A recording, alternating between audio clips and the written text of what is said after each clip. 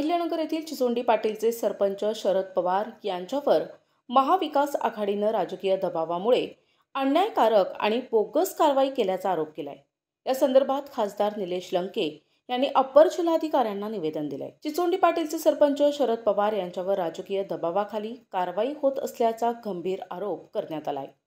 22 ऑगस्टला शरद पवार यांना अतिक्रमण आणि बोगस अर्जांच्या आधारे अपात्र ठरविण्यात आले। विशेष म्हणजे गटविकास अधिकाऱ्यांच्या अहवालात जागेच्या अतिक्रमणाची नोटीस, हद्दनिश्चिती किंवा कोणतेही ठोस पुरावे नसतानाही ही कारवाई झाल्याचा आरोप महाविकास आघाडीने केलाय।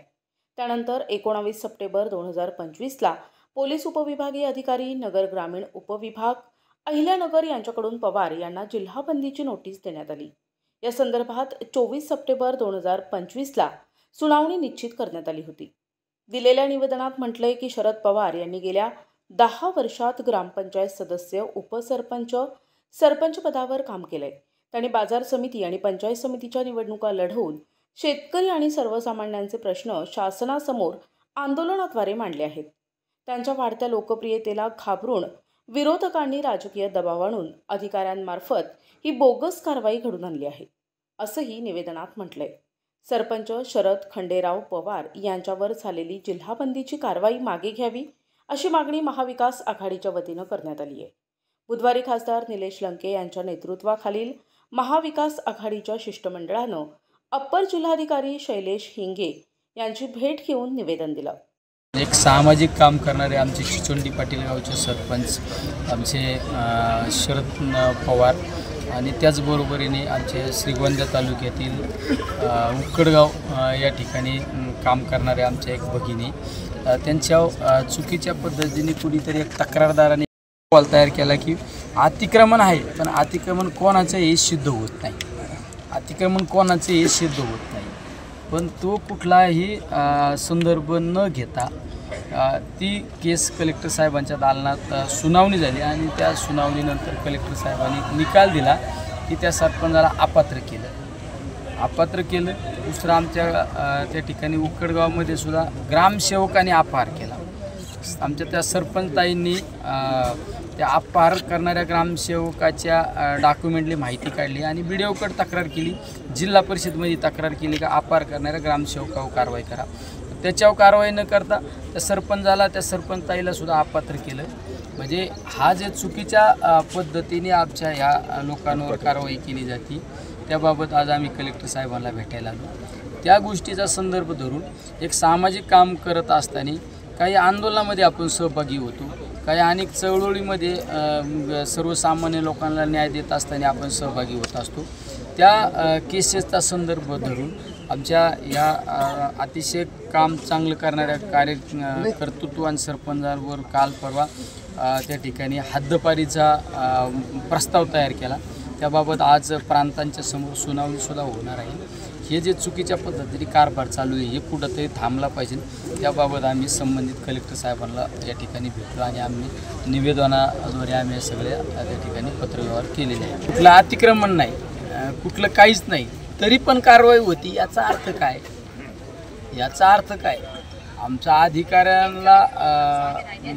अधिकाऱ्यांना वर दोष नाही, पण अधिकाऱ्यांना आमची एकच विनंती आहे, कुठली पण एखादी अशी जी घटना तुमच्यासमोर येते त्यावेळेस ती पाहिली पाहिजे, त्यावर व्यवस्थितपणे अभ्यास करूनच निकाल दिला पाहिजे।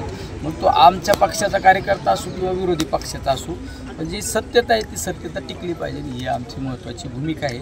जर एक चांगलं काम करणाऱ्या कार्यकर्त्याला जर अशा पद्धतीने प्रशासनाचं हत्यार म्हणून वापरून जर त्याला अडचणीत आणलं जात असेल तर त्यावेळेस आम्ही महाविकास आघाडीच्या माध्यमातून सगळे एकजुटीने येणाऱ्या कालखंडामध्ये या सगळ्या गोष्टी फेस आउट करणार आहे। खरंच जर एखादा व्यक्ती या नगर तालुक्यात त्याच्या गावातील प्रत्येक नागरिकाला न्याय देण्यासाठी जर लढत असेल तर ते आमचे मित्र आणि महाविकास आघाडीचे नेते चिचोंडी पाटीलचे सरपंच शरद पवार आहेत। मागच्या आपण कितीतरी वर्षांपासून पाहतो की हा व्यक्ती तळमळीने प्रत्येकाचे प्रश्न मार्गी लावण्यासाठी या ठिकाणी प्रशासनाला अंगावर घेत असतो, प्रशासनाशी झगडत असतो। वेळ प्रसंगी एका गोरगरीब माऊलीची जमीन ज्यावेळेस एका नराधमाने त्याच्या नावावर करून घेतली, शासनाला हातात धरून, त्यावेळेस शरद पवार 9 दिवस त्या ठिकाणी उपोषणाच्या मातेसोबत होते। अरे पण जर एखाद्या सर्वसामान्याचा प्रश्न जर मार्गी लागत असेल आणि जर कुठला तरी मोठा एक व्यक्ती मध्ये येत असेल आणि एक सर्वसामान्य सरपंच लढतोय हे जर तुमच्या डोळ्यात खुपत असेल, राजकारण तर भरपूर झालं, राजकारण्यांनी राजकारण करणं इथपर्यंत ठीक होतं, परंतु आता अधिकारी सुद्धा या राजकारणात उतरलेत असं वाटतंय. कुठलाही दोष नाही, कुठलंही अतिक्रमण नाही, अहिल्यानगर तालुक्याच्या बीडीओंकर असा कुठलाही पुरावा नाही का ज्यांच्या शरद पवार यांचं अतिक्रमण आहे.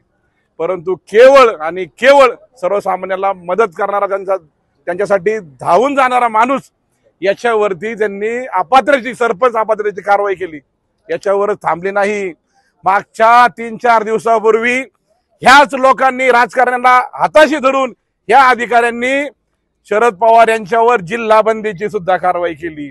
त्यांनी काय खून केलेत, मर्डर केलेत का दरोडे टाकलेत? एकच गुण आहे त्या माणसाचा की तो सर्वसामान्यांच्या हाकेला रात्रंदिवस त्यांनी वाहून घेतलेले. मी पुन्हा एकदा प्रशासनाला सांगतोय का तुम्ही या गोष्टीमध्ये राजकारण करू नका.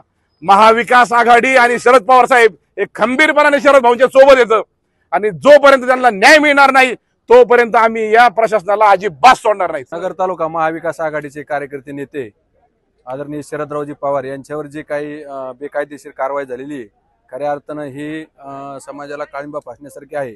आणि एक आदर्श सरपंच म्हणून अहमदनगर जिल्ह्यात जे पोपटरावजी पवार आहेत त्यांचं महाराष्ट्रामध्ये एक आदर्श सरपंच म्हणून नाव घेतलं जातं.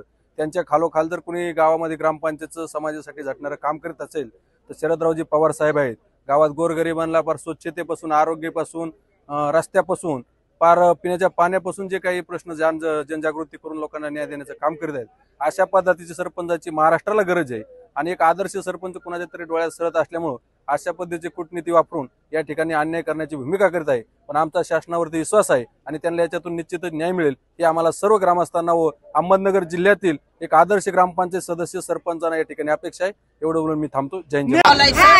हद्दपार केलं तर सगळे बाया आम्हाला उपास आहे. आम्ही खोटं नाही बोलणार. पहिले झालं, आता अजिबात होणार नाही. आता होऊन देणार नाही.